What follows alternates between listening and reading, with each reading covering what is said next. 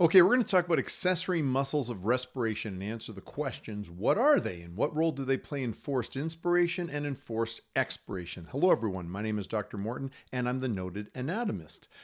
These are muscles not normally used during quiet breathing. They're recruited during forced or labored respiration like anaerobic exercise. They're basically any muscle that attaches to the ribs because when the ribs move, the lungs follow as a result of that negative intrathoracic pressure.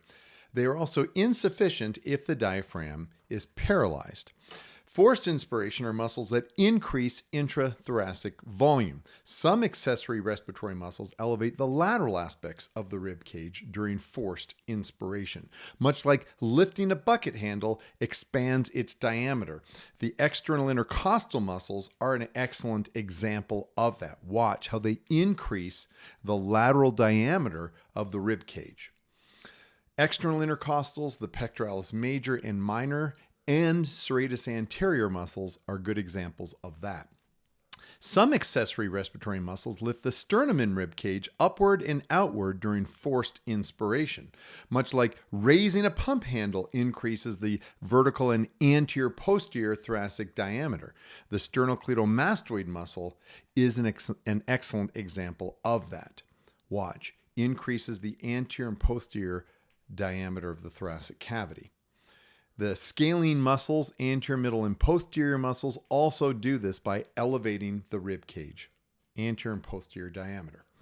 Here are muscles that forced inspiration muscles to increase intrathoracic volume. Now, forced expiration are muscles that decrease intrathoracic volume, like our external and internal oblique, transverse abdominis, and the rectus abdominis muscles. Here we have it. Watch how the rectus abdominis contracts and brings the rib cage down.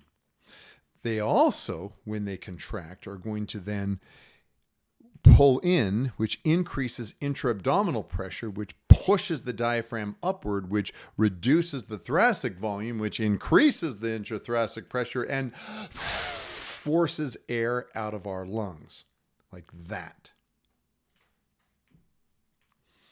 Forced expiration is active, unlike quiet expiration, which is passive, like the relaxation of the diaphragm. So our abdominal muscles all contribute. The contraction pulls the rib cage downward and inward, which then contraction also increases intra-abdominal pressure, pushes the diaphragm upward, both of which reduce thoracic volume, raising intrathoracic pressure above atmospheric pressure, and that pressure gradient drives air out of the lungs.